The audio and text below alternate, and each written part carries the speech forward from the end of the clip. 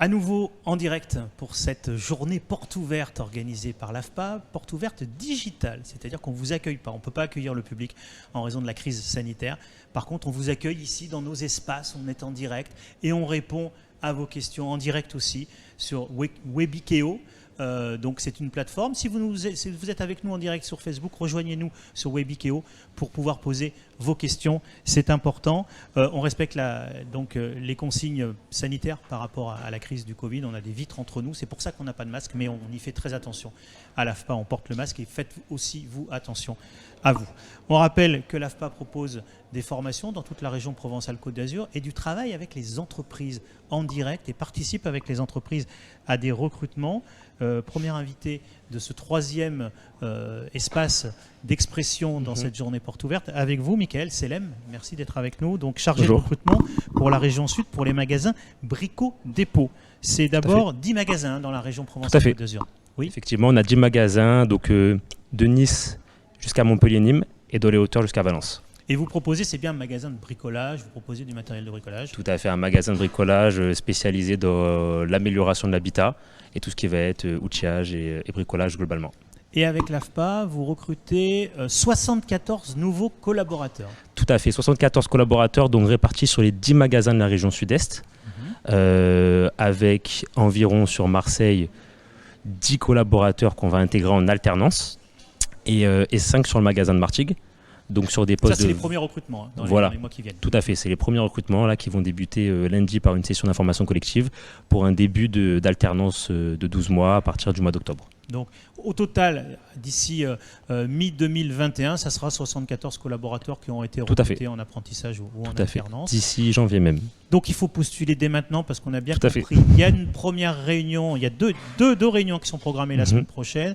Une à Marseille, ici à La Treille, et une autre sur le centre AFPA de Toulon-La-Valette. Donc dans les 10 magasins, vous recrutez en apprentissage et le but, c'est d'obtenir au bout d'un an un titre professionnel de vendeur conseil en magasin. C'est un titre du ministère du Travail. Exactement, c'est un titre qui a une équivalence Bac Pro qui va permettre à la fois aux alternants de poursuivre sur de l'opérationnel et soit rester chez nous, soit partir dans une autre enseigne sur un poste de vendeur qualifié.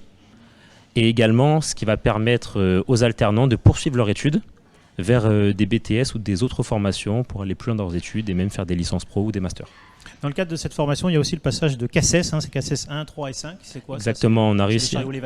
Exactement, tout à fait. On a réussi à intégrer avec l'AFPA, en partenariat avec l'AFPA, de passer les CACES 1, 3, 5, donc avec la nouvelle réglementation en vigueur, qui va permettre d'utiliser l'ensemble des engins nécessaires à la réalisation des tâches à Brico Dépôt pour un vendeur. Alors, c'est quoi l'articulation entre la partie formation qui est assurée dans les villages AFPA, que ce soit Marseille, Toulon, on aura même à Gap et Avignon. C'est quoi cette articulation entre l'AFPA et vous à Brico Dépôt? Qu'est-ce qu'on apprend chez les uns et chez les autres? Globalement, à l'AFPA, donc sur une formation qui va être d'un rythme de 1 semaine à l'AFPA, 3 semaines à Brico Dépôt. À l'AFPA, on va apprendre les règles de base du métier de vendeur, donc par le biais de plusieurs modules, notamment sur le module de la relation client. Et lorsque l'alternant sera 3 semaines en entreprise, il va pouvoir mettre en œuvre ce qu'il a appris à l'AFPA, notamment par le biais de mise en situation réelle et sur le contexte de vente. Donc, principe de l'apprentissage, on le rappelle, c'est-à-dire qu'on est motivé, c'est plutôt la première qualité que vous allez rechercher. Exactement. On n'y connaît rien particulièrement dans le métier, on a juste une appétence importante et on apprend à l'AFPA et après on continue à apprendre dans l'entreprise. Exactement, voilà. Les connaissances en bricolage sont un plus apprécié.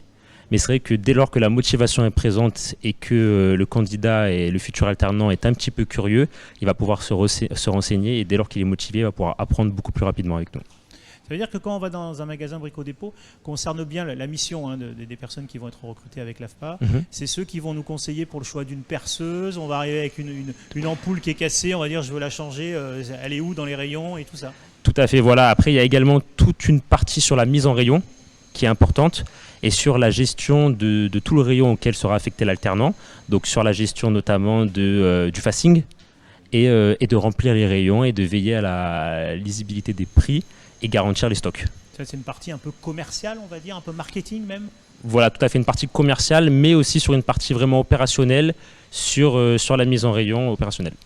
Donc, on rappelle, vous recrutez un Brico Dépôt avec l'AFPA, 74 nouveaux collaborateurs en apprentissage ou en alternance. C'est dès maintenant, il faut postuler dès maintenant.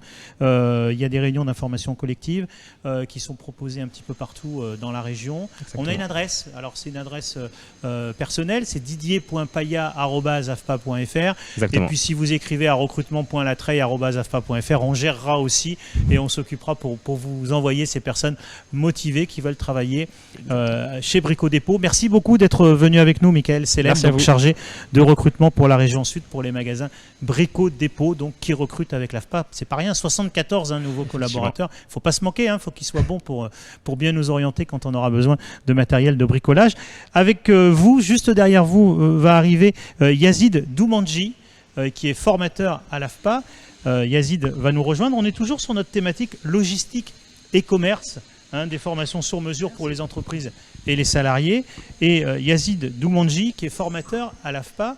Alors, Yazid a enlevé le masque parce qu'on est vitré, on risque rien, on respecte les règles sanitaires, on est séparés par une vitre tous les deux. Vous êtes formateur à l'AFPA de Saint-Jérôme à Marseille, vous êtes spécialisé dans le transport logistique. Et une particularité, vous travaillez avec une entreprise, le deuxième transporteur mondial, deuxième ou troisième, c'est selon le cas, donc c'est CMA-CGM, c'est ça. Qu'est-ce que vous faites avec CMA-CGM actuellement? Vous formez leurs futurs salariés? Bonjour, alors oui, je suis formateur en transport aérien maritime.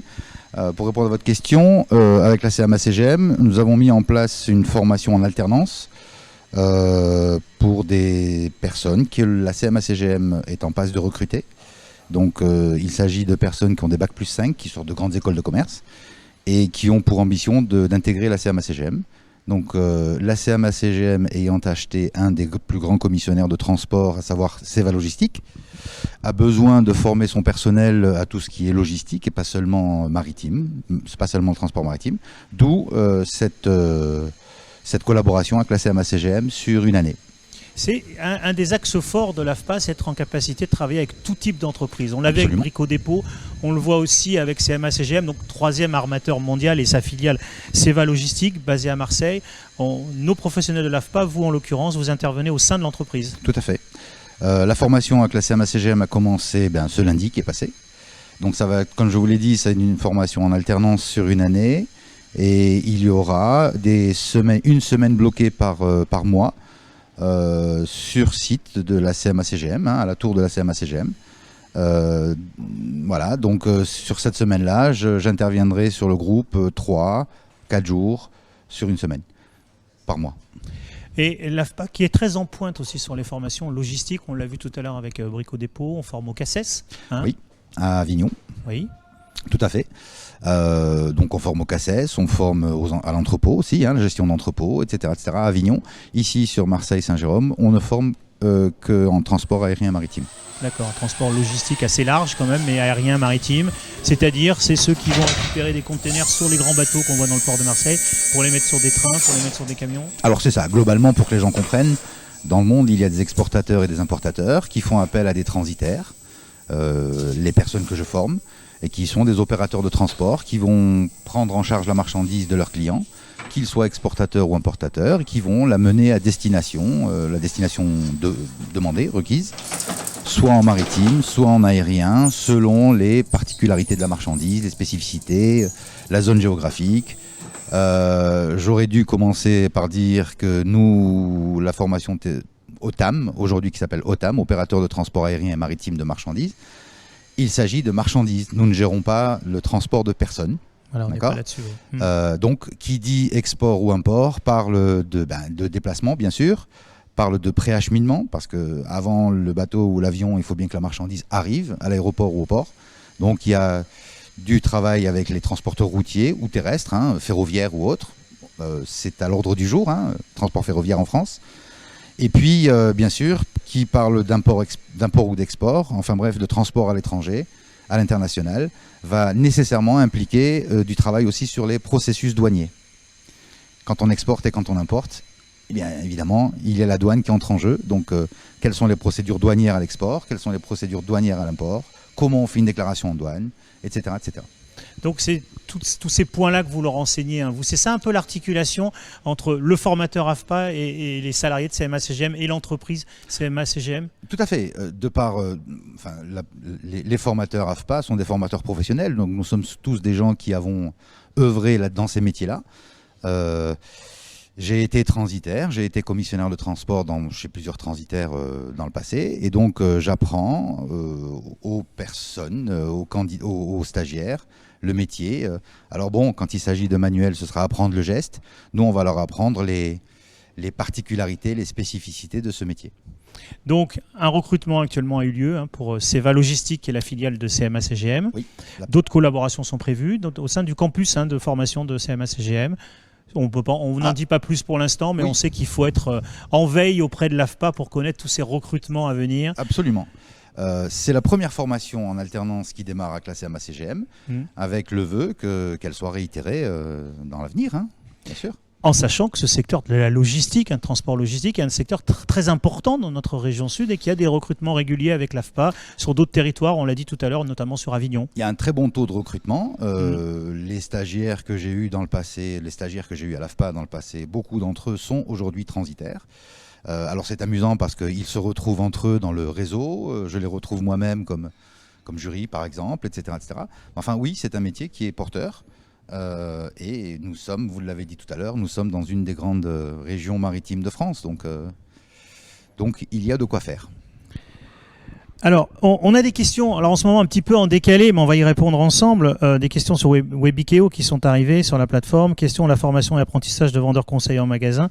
C'est jusqu'à quel âge? Réponse en apprentissage, 16-29 ans. Et pour toutes les formations, on y a répondu ensemble, même si ce n'était pas votre secteur d'activité, c'était plus pour Brico Dépôt. Mais continuez à poser vos questions, on vous répond en direct quand on peut, et en tout cas on vous répond en ligne, ça c'est sûr, puisque les spécialistes sont derrière la vitre, pour tout vous expliquer ici. Il y a une salle avec 2 spécialistes qui vous répondent en temps réel. Merci d'être venu, de nous avoir présenté ce partenariat et ces opportunités régulièrement que propose l'AFPA avec des grandes, petites, moyennes entreprises de se former en apprentissage alternant sous d'autres dispositifs. Ces dispositifs qu'on va voir maintenant avec Jean-Charles Blanc, qui est directeur territorial de Pôle emploi pour les Bouches-du-Rhône, que je remercie d'être venu participer à cette journée porte ouverte de l'AFPA. Merci, bonjour Jean-Charles Blanc. Merci d'être venu ici dans cet espace de chaudronnier que vous découvrez peut-être dans cet espace chaudronnier de l'AFPA. Non, j'étais déjà venu et c'est un très bel outil et vous le savez, l'AFPA, vous êtes un peu nos cousins germains. Du service public de l'emploi, c'est ça? Oui, moi j'y crois toujours. Voilà, on y travaille ensemble. C'est justement un des points importants qu'on souhaitait aborder avec vous dans cette journée porte ouverte qui s'adresse au grand public qui souhaite entrer dans des formations de l'AFPA.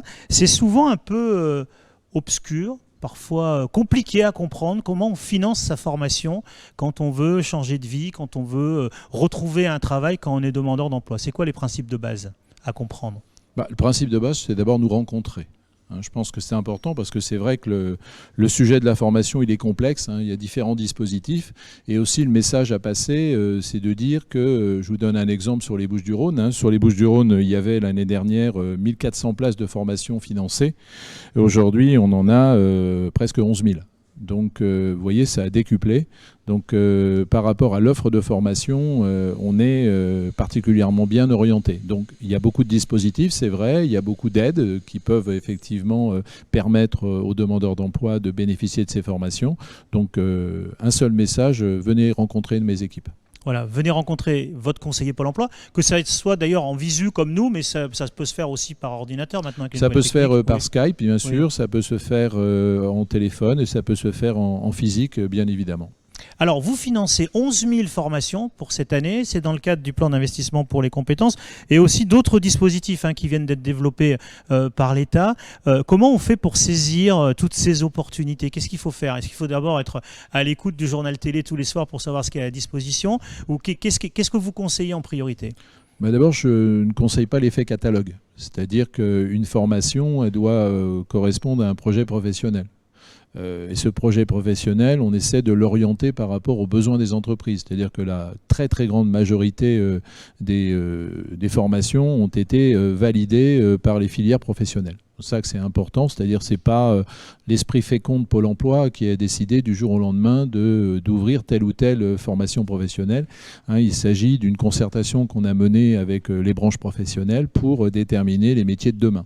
Donc projet professionnel et j'allais dire concomitance avec les besoins du monde économique. Ça c'est important.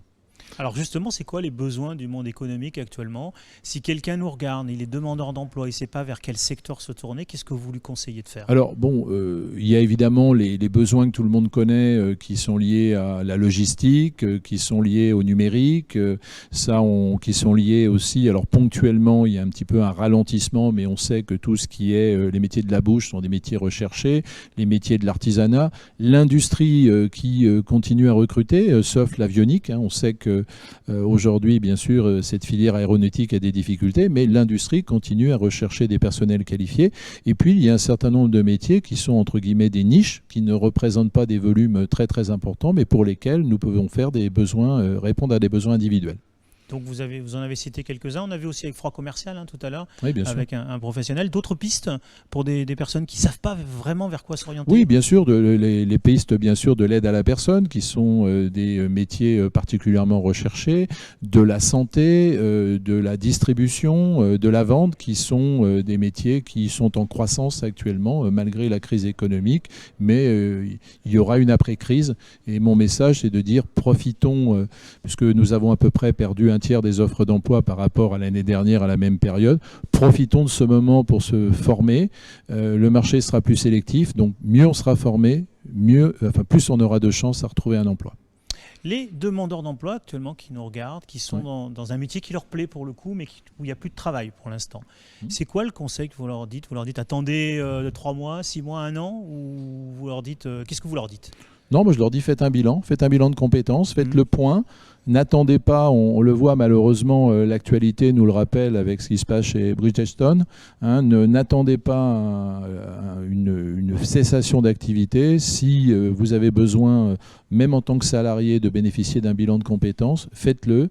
C'est important de se former tout au long de la vie. Et quelqu'un qui est sur une mauvaise piste, on va dire, un secteur qui ne recrute plus, au bout d'un moment, vous, le conseiller Pôle emploi, va lui dire bon, bah, mon gars, il faut se prendre en main, il faut changer d'orientation. Comment ça se passe? Oui, bien sûr, on lui propose une réorientation professionnelle, c'est-à-dire de retravailler son projet professionnel et lui proposer. Alors, c'est important parce que on parle maintenant de parcours. C'est-à-dire, je prends l'exemple, je discutais, on est dans un atelier de chaudronnerie, on a des sujets de représentation, c'est-à-dire que le métier de chaudronnier aujourd'hui n'est plus le métier de chaudronnier d'il y a 20 ans, c'est-à-dire qu'il faut travailler sur la représentation, c'est plus quelqu'un qui est en bleu, qui tape avec une masse comme un sourd sur une citerne et qui est tout noir, c'est fini ça. Aujourd'hui, on a besoin de personnes qualifiées qui connaissent des éléments de trigonométrie et qui vont travailler sur la commande numérique. Et pour ce faire, parce que tout le monde n'a pas ce niveau de mathématiques, on travaille sur des notions de parcours pour avoir justement des remises à niveau pour aller vers la qualification. Donc la qualification, bien sûr, c'est l'objectif, mais on travaille sur, c'est vraiment important, quel que soit le niveau de départ ou l'expérience professionnelle d'un demandeur d'emploi, il peut s'inscrire dans un parcours. Donc nous avons dans la formation 2 axes. Nous avons l'axe 1 de la qualification et l'axe 2 de la préparation. Et c'est important d'enchaîner les deux, notamment pour ceux qui n'ont pas beaucoup d'expérience ou pas beaucoup de formation initiale. Il y a aussi des découvertes de métiers. Vous proposez ça justement pour les personnes qui n'ont pas une vraie représentation de certains métiers et qui n'osent pas y aller parce qu'ils ne savent pas en quoi ça consiste. Oui, bien sûr. Je vais vous donner un exemple pour être très concret. Le village des marques à Miramas, on recherche des vendeurs sur du prêt-à-porter chez Hugo Boss, par exemple. Eh bien, une personne qui n'a jamais travaillé dans la vente pourrait être tentée. L'entreprise a parfois du mal à recruter compte tenu des conditions de travail où on travaille le samedi, le dimanche et parfois avec des horaires nocturnes. Eh bien, il peut tester en pratico-pratique, sous une couverture Pôle emploi, un salarié qui voudrait se réorienter ou un demandeur d'emploi dans ce secteur. Et donc, c'est gagnant-gagnant à la fois pour la personne et pour l'entreprise. Vous faites pareil pour beaucoup d'autres métiers. On a par exemple, sur toute la liste de l'AFPA, elle est longue, sur ces découvertes de métiers, les métiers des services à la personne. Bien sûr, bien sûr. Là, par exemple, on va découvrir en quoi ça consiste de s'occuper des personnes dépendantes et des choses Bien comme sûr. ça. Oui. Bien sûr, et puis il faut réactualiser ses connaissances. C'est-à-dire qu'on a l'impression que les métiers de service à la personne sont, bien sûr, ce sont des métiers difficiles, mais j'ai en tête, par exemple, une entreprise qui adapte les horaires d'intervention des salariés à leur disponibilité. C'est-à-dire, au lieu de partir des difficultés qui sont souvent le cas, c'est-à-dire de dire il faut être présent le matin, le soir, etc., le week-end, c'est de dire quand êtes-vous disponible ? Et on regardera nos plannings et on vous proposera des plannings d'intervention. Donc c'est aussi à travers ces immersions de connaître, l'actualisation, les nouveaux besoins, y compris dans ces métiers. On l'a vu avec Brico Dépôt qui recrute 74 nouveaux collaborateurs avec l'AFPA.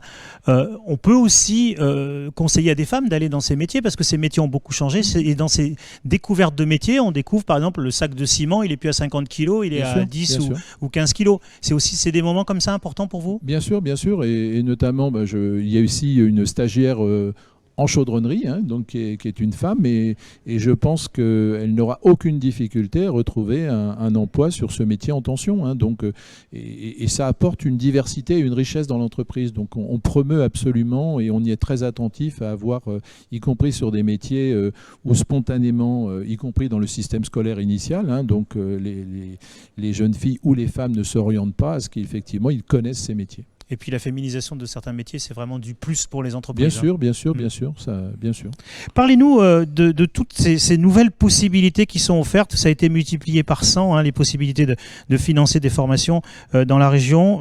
Les possibilités, notamment dans le cadre du plan de France Relance et du plan d'investissement dans les compétences. C'est quoi le plus maintenant qu'on a dans notre région grâce à ces plans mis en place par le gouvernement ? Alors, le plus, c'est que désormais, il n'y a pas de stagiaires qui ne pourront pas bénéficier d'un financement, d'une indemnisation pendant la formation. C'est-à-dire que précédemment, si un demandeur d'emploi avait des droits ouverts à Pôle emploi, il pouvait effectivement percevoir une indemnité durant sa formation. Il y avait, y compris durant la formation, des ruptures, ce qui fait qu'un certain nombre de stagiaires ne continuaient pas parce que soit ils n'avaient pas l'indemnisation, soit ils n'avaient pas les aides nécessaires à cela. Donc aujourd'hui, notamment dans le plan de relance, il y a, y compris pour ceux qui n'auraient jamais travaillé, qui n'auraient pas de droit à indemnisation, il y a une possibilité de percevoir un minimum de rémunération.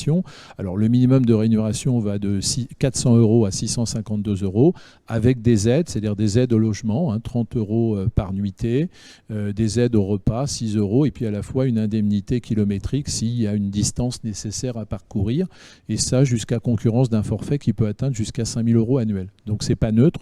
Donc il y a une volonté de dire que la formation doit bénéficier à tout à chacun en assurant un minimum de rémunération et d'aide au logement, à la prise en charge des repas, voire à la garde d'enfants, puisque vous parliez de féminisation.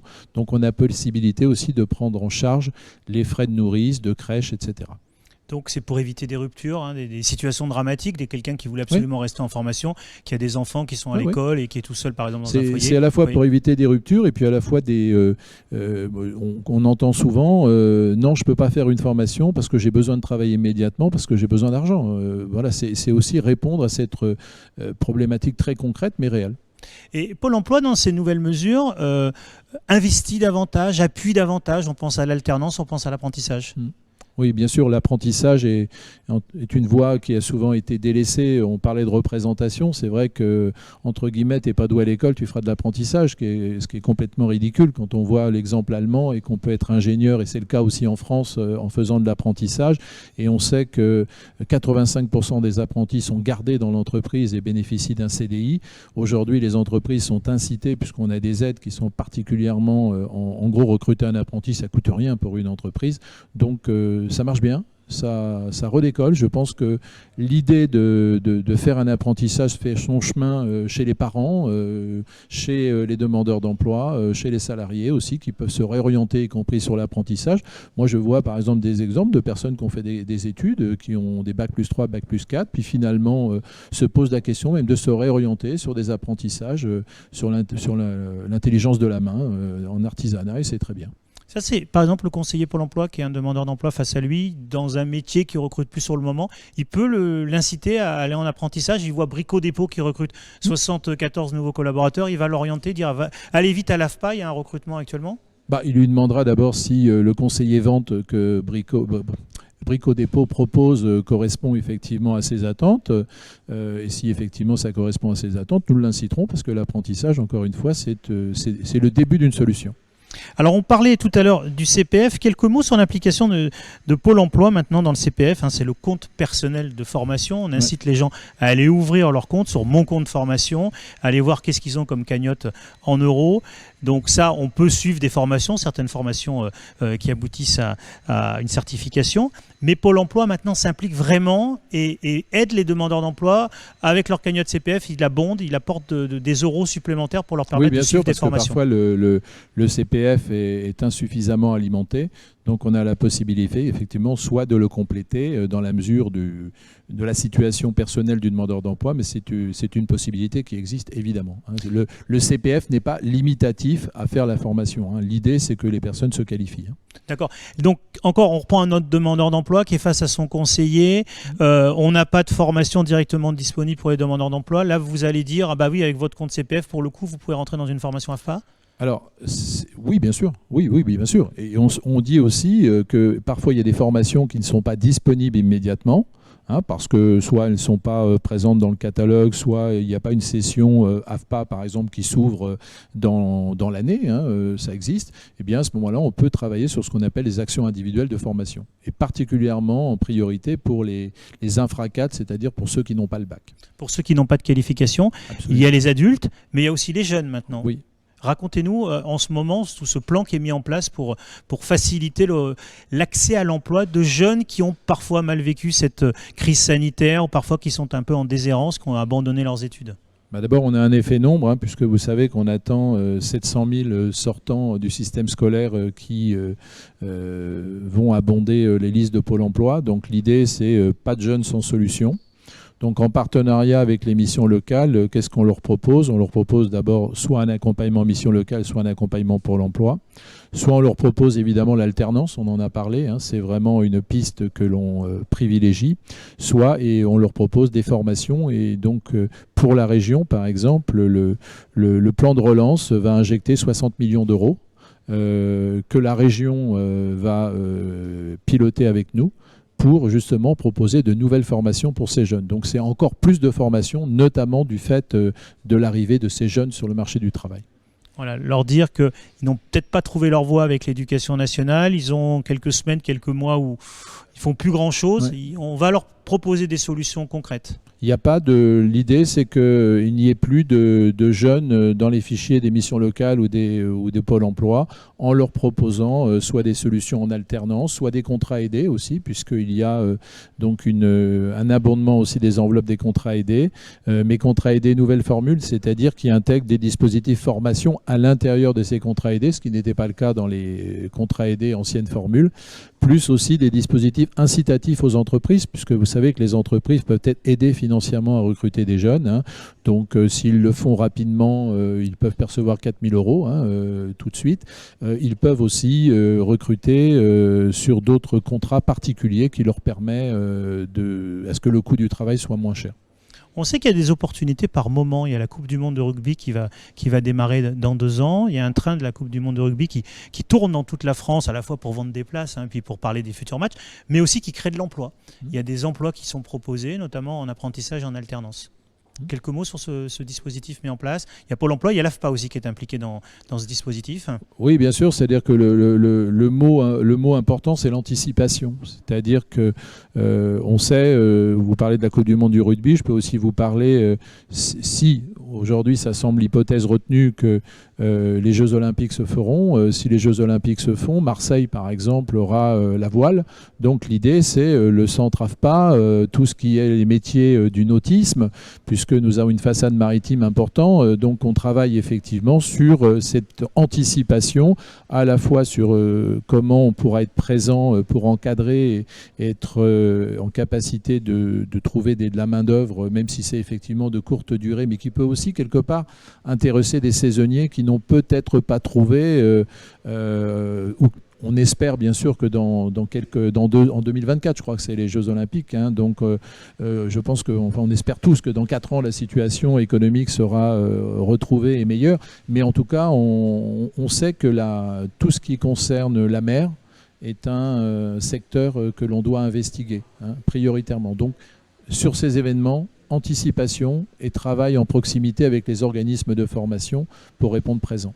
On l'a vu tout à l'heure, il y avait un des webinaires qui était consacré au métier de la mer, avec de nombreuses formations qui sont proposées à l'AFPA, que ce soit à la Pointe-Rouge, mais aussi ces formations transverses. Quand on est peintre, quand on est électricien, on peut travailler sur des bateaux et on peut tout à fait s'adapter à ces métiers.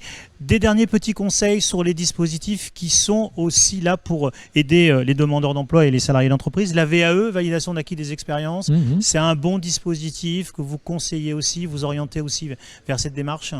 Alors on l'oriente, il est complexe, hein. Je peux pas nier qu'il y a une certaine complexité. Bon, pour autant, ça permet de valider une expérience par un diplôme. On sait que parfois, y compris si on veut rejoindre, vous savez qu'il y a une vraie réflexion dans la fonction publique, notamment sur des emplois qui peuvent être des emplois de courte durée ou des emplois en mission, et que la notion de diplôme est importante.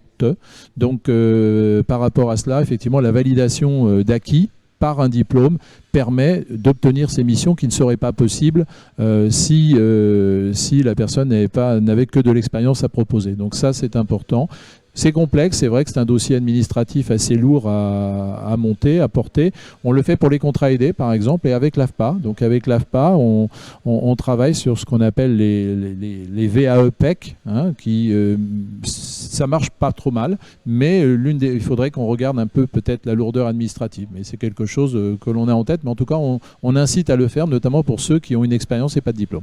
Voilà, donc la VAE, validation des acquis de l'expérience. Avec l'AFPA, ça ne coûte rien aux demandeurs d'emploi quand il le fait. Non, du tout. Et il y a un vrai coaching en fait derrière. Hein. Les conseillers de l'AFPA sont là, ils vous accueillent une première fois et ils vous accueillent à chaque fois que vous en avez besoin pour monter et ficeler votre dossier. Voilà, ça c'est important parce que le dossier est complexe et c'est vrai qu'on a vraiment besoin du soutien des collègues de l'AFPA pour aider les personnes qui sont notamment sous contrat CAE à faire un dossier complet, parce qu'on sait que ça peut aussi rejeter un dossier et ça serait dommage.